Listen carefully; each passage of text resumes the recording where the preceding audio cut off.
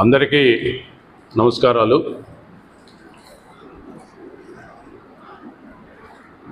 మన రాజధాని అమరావతి, ప్రజా రాజధాని అమరావతి, ఆంధ్రుల రాజధాని అమరావతి.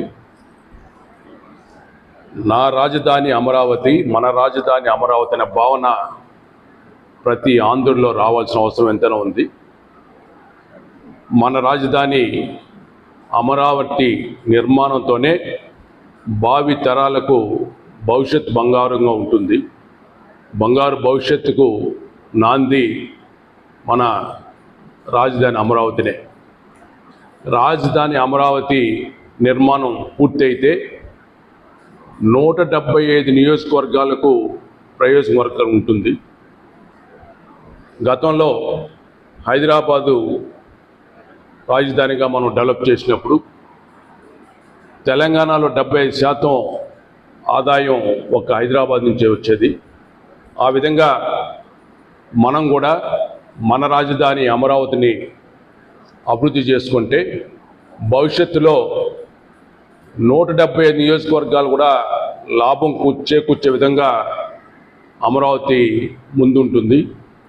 అందుకోసం రేపు మే 2వ తారీఖున గౌరవ ప్రధానమంత్రి గారి సమక్షంలో అమరావతి 2 పునర్నిర్మాణ పనులకు రాష్ట్ర ప్రభుత్వం శ్రీకారం చుట్టింది. ఇప్పటికే 49,000 కోట్ల రూపాయలతో నిధులతో మరి పరిపాలన అనుమతులు కూడా మంజూరు చేయడం జరిగింది. ఒకసారి మన రాజధాని అమరావతి స్వరూపం చూసుకుంటే 65,000 కోట్ల రూపాయలతో 117 స్క్వేర్ కిలోమీటర్లతో 8,352 స్క్వేర్ కిలోమీటర్ల విస్తీర్ణంలో మన రాజధాని అమరావతి రూపుదిద్దుకోబోతుంది. ఇప్పటికే కూడా ప్రపంచ బ్యాంకు ఏడీబీఎల్ నుండి 15,000 కోట్ల రూపాయల రుణం మంజూరైంది. జర్మనీకి చెందిన డెవలప్మెంట్ బ్యాంక్ కేఎఫ్డబ్ల్యూ నుంచి 5,000 కోట్ల రూపాయల రుణం పొందేందుకు కూడా కూటమి ప్రభుత్వం ప్రయత్నాలు మొదలుపెట్టింది.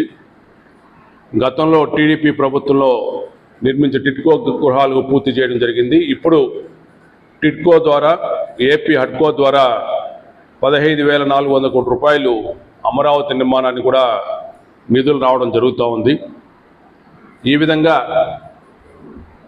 వివిధ సంస్థల సహకారంతో గౌరవ ప్రధానమంత్రి గారు, అదేవిధంగా గౌరవ కేంద్ర ప్రభుత్వం సహకారంతో అమరావతి 2 పనులు కూడా మనం 2వ తారీఖున గౌరవ ప్రధానమంత్రి గారి సమక్షంలో ఈ పునర్నిర్మాణ పనులు చేపట్టబోతున్నాం.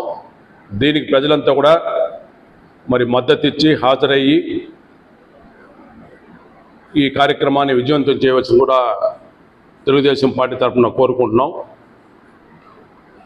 ఈరోజు ఒకసారి వైకాపా తీరు చూస్తే వైకాపా ప్రభుత్వ పాలనలో అమరావతి విధ్వంసానికి గురైంది. వాళ్ళు ఏ విధంగా కార్యక్రమాలు చేశారో మనం చూసాం. అమరావతి శ్మశానం అని, అది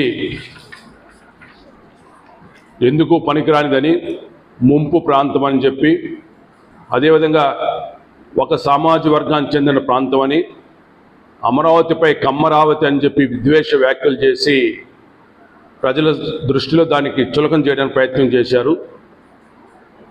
వాస్తవం చూసుకున్నప్పుడు అమరావతి ప్రాంతంలో దళితులు, బీసీలు ఎక్కువ ఉంటారు. కాపు, ముస్లిం, బ్రాహ్మణ, వైశ్య వర్గాలు అన్నీ కూడా కుడి ఎడముగా ఉన్నాయి. అది ఒక ప్రజా రాజధాని. కేవలం చంద్రబాబు నాయుడు గారికి మంచి పేరు వస్తుందని చెప్పి ఉద్దేశంతోనే మరి అమరావతిని ఆ రోజు విధ్వంసానికి గురి చేశారు.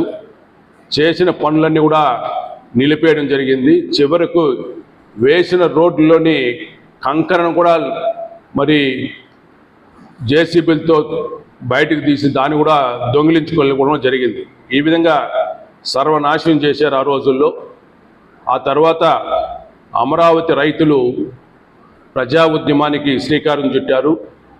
స్వాతంత్రోద్యమం తర్వాత అంత పెద్ద ఎత్తున ఉద్యమం జరిగింది అమరావతి ఉద్యమమే. సుమారు 1631 రోజుల పాటు నిర్విరామంగా రాజధాని రైతులు పోరాటం చేశారు.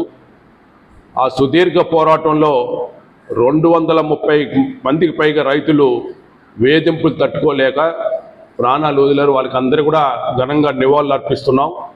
అదేవిధంగా అమరావతి రైతులపైన మహిళలు, వృద్ధులను కూడా చూడకుండా 3000 పైగా అక్రమ కేసులు బనాయించి వేధించారు.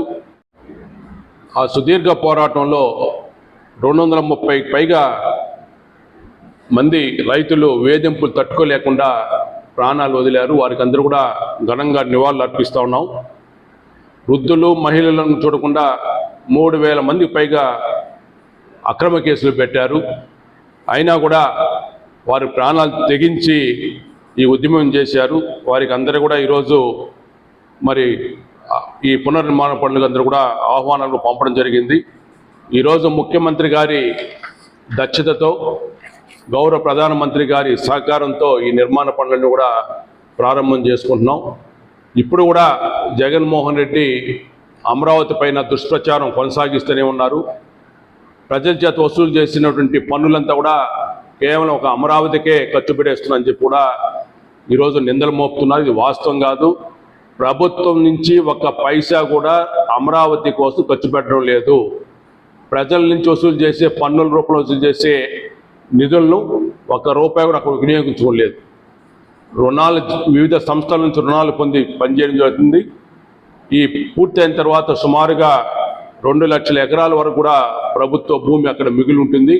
ఆ భూమిని కూడా మరి విలువ పెరిగినప్పుడు అమ్ముకుంటే తీసుకుంటే రుణాలు, వడ్డీలు చెల్లించే అవకాశం ఉంటుంది. కాబట్టి